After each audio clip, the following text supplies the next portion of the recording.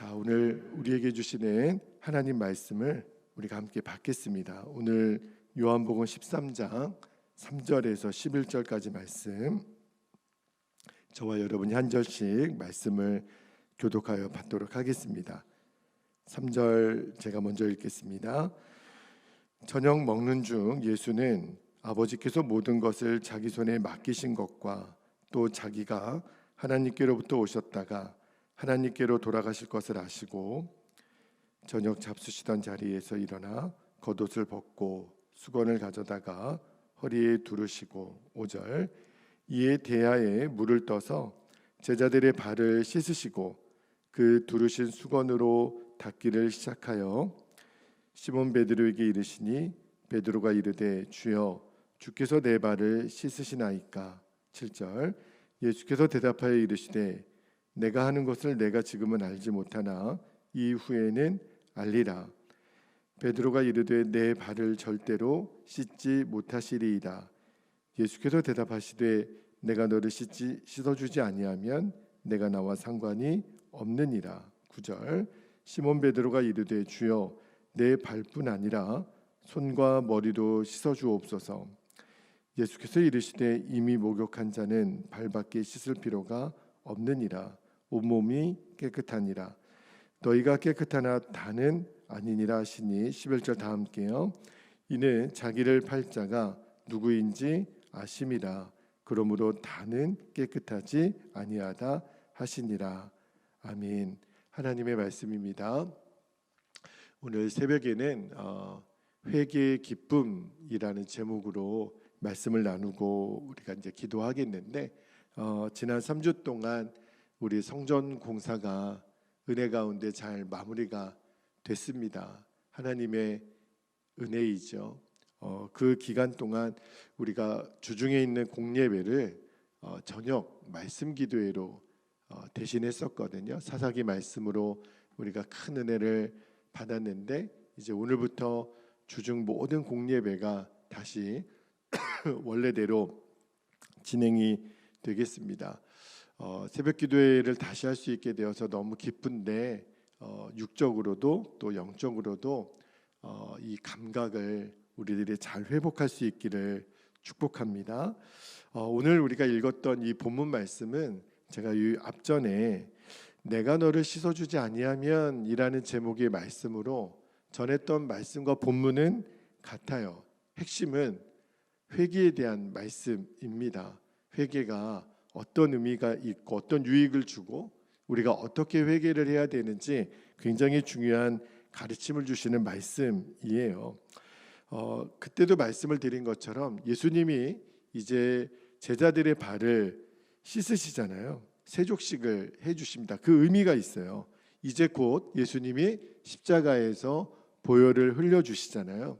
그러므로 제자들의 죄를 씻겨주시는 의미를 이제 세족식을 통해서 예수님이 가르쳐주고 있으신 거예요. 그런데 또 하나 오늘 우리들이 회개에 대해서 꼭 붙잡아야 될 진리의 말씀이 있습니다. 그게 뭐냐면 우리가 매일 발을 씻는 회개가 필요하다는 거예요. 10절 말씀을 다시 한번 볼게요. 10절에 보면 예수님이 베드로에게 이렇게 말씀하시죠.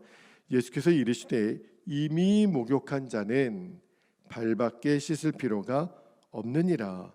온몸이 깨끗하니라. 이렇게 말씀하세요. 자, 여러분, 목욕한 사람은 이미 씻은 사람은 다시 목욕할 필요가 없다. 이렇게 예수님 말씀하신 의미가 뭘까요? 그 말씀의 의미를 담은 그 성경이 사도행전 2장 38절 말씀이에요. 자, 사도행전 2장 38절에 나중에 이제 이 의미를 정확히 알았던 베드로가 이렇게 말하죠. 베드로가 이르되 너희가 회개하여 각각 예수 그리스도의 이름으로 세례를 받고 죄 사함을 받으라. 여기서 말하는 이 베드로가 회개하라, 이 말씀이 바로 목욕으로서의 회개를 말해요. 그러니까 예수님을 영접하는 회개죠. 이 회개가 있어야 예수님이 내 마음의 구주로 영접할 수 있다는 거예요. 이 회개를 통해서 이제 우리는 예수님과 상관이 있는 자가 되는 거죠. 자, 여러분 이 오늘 말씀 중에 베드로가 예수님이 이제 베드로 발을 씻어주려고 했더니 처음에는 거부했었잖아요. 그때 예수님이 8절 하반절에 보면 이렇게 말씀하십니다. 자, 8절 하반절 볼게요. 내가 너를 씻어주지 아니하면 내가 너와 상관이 없느니라. 이렇게 예수님 말씀하시잖아요. 여러분 구원파라고 하는 아주 굉장히 무서운 이단이 있습니다. 이들의 주장의 핵심이 뭐냐면 한번 구원받으면 영원히 구원받는 것이기 때문에 구원파는 핵심 교리가 더 이상 회개할 필요가 없다라고 가르쳐요. 그러니까 온갖 죄를 다 저질러도 난 이미 구원받았는데 그게 무슨 상관이 있어? 이런 식이죠. 아무렇지 않게 말해요. 그것은요, 여러분 십자가 복음에 대한 굉장히 위험한 변질이고 오해입니다. 여러분 죄로 여기지 않으면서 나는 구원받았다? 굉장히 무서운 생각인 거예요. 예수님은 이런 자들에게 이렇게 말씀하시는 거예요. 내가 너와 상관이 없느니라. 그런데 문제는 오늘날의 많은 그리스도인들이요, 이 구원의 감격, 십자가의 은혜를 받아놓고도 그 은혜를 잊어버려요. 그래서 그리스도의 삶은 얼마든지 이렇게 변질될 수 있다라는 것을 우리가 알아야 합니다. 간혹 노방전도를 이게 다니다 보면요, 이단들을 만날 때가 있어요. 그런데 가만히 보면요, 기존의 교회 성도들보다 그 열심으로 보면요, 뒤지지 않을 정도로 이단들은 굉장히 열심히 전도를 합니다. 그런데 여러분 이단들이 왜 그렇게 열심히 전도하는 줄 아십니까? 그들의 그 전도의 행위가 이 구원의 문제와 연결되어 있기 때문에 그래요. 여러분 우리는요, 구원받기 위해서 전도하지 않습니다. 우리는 왜 전도하죠? 구원받았기 때문에 전도하는 거예요. 전도만 그런 게 아니죠. 우리들의 모든 신앙생활의 기초가 사실은 구원이에요. 구원받았기 때문에 이렇게 예배드리죠. 구원받았기 때문에 봉사하고 헌신하고 기도하고 순종하고, 우리는 구원받았기 때문에 주님을 따라가는 거예요. 그런데 그 구원의 감격을 잃어버리면 우리도 어느 순간부터 신앙생활은 굉장히 의무적으로 되고 무거운 짐이 돼버리고 말아요. 그런데 진짜 내가 십자가의 은혜로 사는 사람은 모든 것이 감사죠. 우리가 새 성전에서 이렇게 예배를 다시 드릴 수 있게 된 것이 이제 우리 어제 첫 주일 예배를 드리고, 저는 지금도 정말 뭐 밥을 안 먹어도 배가 부를 정도로 감사가 충만해요. 그런데 그것이 이렇게 새 성전이 있어서가 아니라고 말씀을 드렸죠. 주님이세요. 이 모든 일을 행하신 분이 주님이시기 때문에 우리는 그 구원을 허락하신 주님으로 인한 감격으로 기뻐하고 감사하고 사는 거예요. 그러니까 구원받은 사람은 모든 것이 감사죠. 평생 감사해도 이 모자랄 시간에 누구를 원망하고 누구를 정죄하고 누구를 용서하지 못하겠어요. 십자가의 은혜로 사는 사람은 늘 평안이고 기쁨이고 감사의 눈물이죠. 왜냐하면 예수님의 십자가가 나를 위한 십자가인 것을 아니까. 그 무엇과도 바꿀 수 없는 십자가이기 때문에 그래요. 그러니까 십자가의 은혜를 아는 사람은 뭘 보면 알 수 있냐면 그 사람이 무엇을 자랑하느냐를 보면 알아요. 우리는 교회를 자랑하고 건물을 자랑하고 나를 자랑할 사람이 아니죠. 십자가의 은혜를 아는 사람은 오직 십자가만 자랑하게 돼 있습니다. 왜냐하면 그 십자가를 통해 예수님과 내가 하나인 것을 알기 때문에 그래요. 문제는 나에게 이런 구원의 감격이 지금도 생생하고 뜨거운가 하는 거예요. 여러분 이 구원의 감격을 아는 사람은, 이 맛을 본 사람은 압니다. 이것보다 나에게 더 큰 기쁨과 행복이 없는 거예요. 여러분 이 구원의 감격을 맛본 사람에게 이 구원의 감격을 잃어버린 것보다 더 고통스러운 것은 없습니다. 신앙생활이 왜 힘든 줄 아십니까? 이 구원의 감격을 잃어버린 거예요. 그래서 기쁨도 감사도 잃어버린 거예요. 무엇 때문에 잃어버릴까요? 우리로 하여금 구원의 감격을 잃어버리게 하는 제일 큰 원흉이 뭐죠? 바로 죄라는 거예요. 죄가 우리 안에 들어오면 이 구원의 감격을 맛보지 못하게 만들어요. 그러면 예수님과 내가 상관이 없는 자가 되는 거죠. 이 죄가요, 우리로 하여금 그 은혜에 거하지도 못하게 하고 은혜로 살지도 못하게 만드는 것이 바로 죄예요. 사도 바울이 그랬잖아요. 이 죄 때문에 내가 은혜 아래 거하지 못하는 거예요. 그렇게 되면 신앙생활이 이렇게 율법적인 신앙생활이 됩니다. 율법적인 신앙생활이 뭐예요? 내 열심, 내 노력, 내 방법, 자기 의에 사로잡혀서 신앙생활하는 게 율법 생활이거든요. 그런 사람들에게는 예수님과 내가 상관이 없는 자가 되는 거예요. 그래서 예수님이 오늘 우리에게 말씀하시는 거예요. 회개에 대해서. 우리가 구원의 감격으로 십자가의 은혜로 사는 유일한 비결이 바로 회개에 있습니다. 여러분, 회개는요, 우리를 부끄럽게 하거나 힘들게 하려고 명하신 게 아니에요. 저는요, 오늘 말씀을 준비하면서 하나 떠오른 이미지가 있었어요. 여러분, 어머니가 맛있는 음식을 준비했는데 아이가 학교에서 돌아와서 그 음식을 씻지도 않은 손으로 먹으려고 합니다. 그런데 어머니가 맛있는 음식을 아이에게 주기 전에 보통 아이에게 뭐라고 말하죠? 가서 손 씻고 와.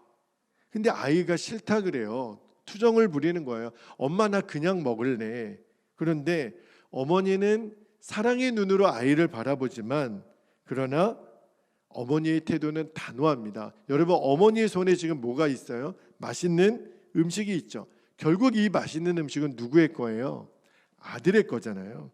어느 누구도 어머니의 손에 있는 그 음식을 빼앗을 수가 없어요. 그런데 어머니는 단호하게 너 화장실에 가서 손 씻고 오지 않으면 이 맛있는 음식을 먹을 수 없어. 왜 그렇지요?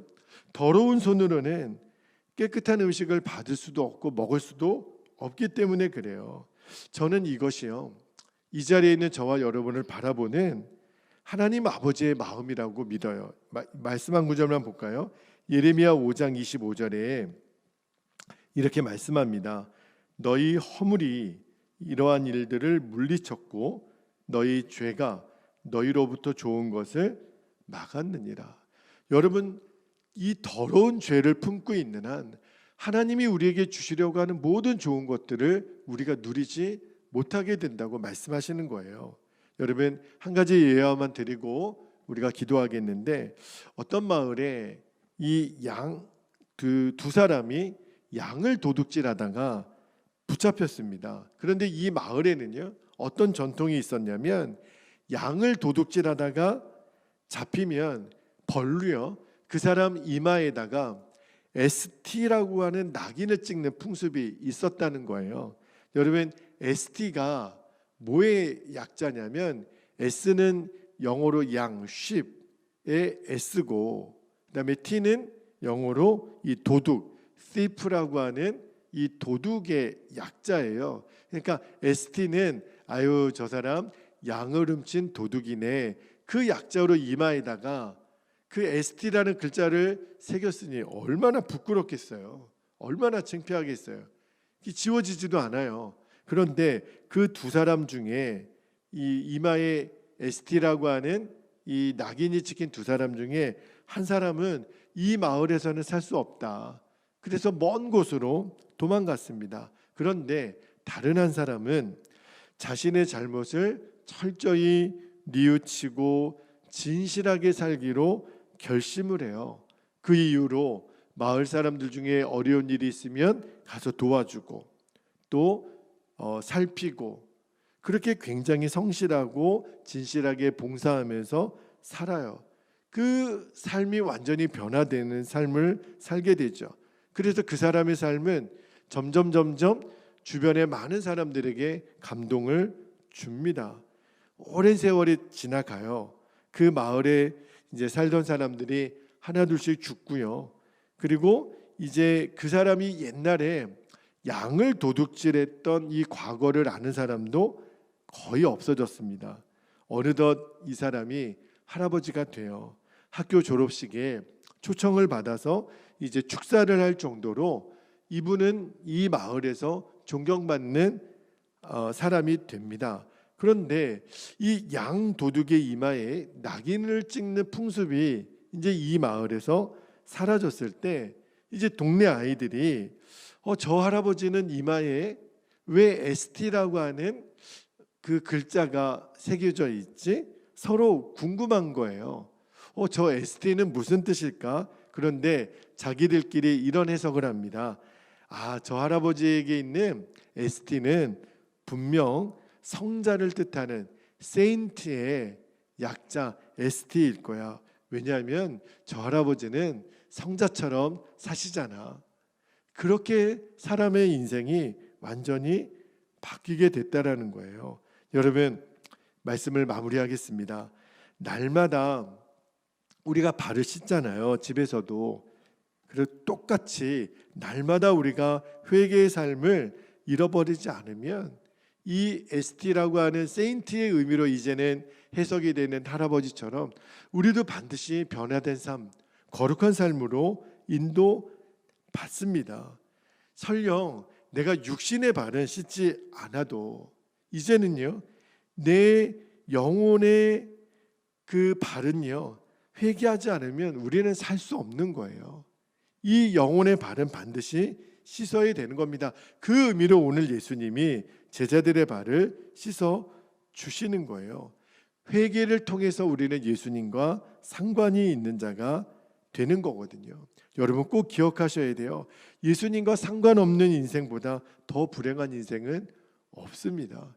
여러분, 예수님이 너가 나와 상관이 없다, 이 말을 들으면 완전한 절망이고 두려움이잖아요. 우리가 예수님 없이 어떻게 삽니까? 그런데 회개를 통하여 예수님과 내가 상관이 있는 자로, 결국은 이 회개의 삶이 나에게 은혜의 삶으로 이끌어 주시고 이제 비로소 죄를 이기는 역사를 경험하게 됩니다. 그래서 오늘 설교의 제목을 회개는 우리에게 주시는 기쁨의 선물이 되는 거예요. 여러분, 회개는 절대로 우리에게 부끄럽고 우리를 무겁게 하고 얽어매는 것이 아니라는 것 여러분 꼭 기억하시고, 우리가 진실한 마음으로 주님께 회개의 심령을 구하면 주님이 깨닫게 해주세요. 나의 죄를 보여주시고 내가 주님 앞에 지금 해결받아야 될 문제들에 대해서 하나하나 주님은 우리를 인도해 주십니다. 이제 우리 함께 기도하겠습니다. 오늘도 우리가 두 가지 기도 제목을 붙잡고 우리가 기도하겠는데, 첫 번째 기도 제목입니다. 회개를 통한 구원의 감격과 십자가의 은혜를 잃어버리지 않게 하옵소서. 두 번째, 회개가 우리에게 주시는 기쁨의 선물임을 믿고 이제는 정말 죄가 이겨지는 역사를 주옵소서. 우리가 이 두 가지 기도 제목을 붙잡고 우리 주님의 이름을 간절히 부르신 후에 통성으로 기도하겠습니다. 주여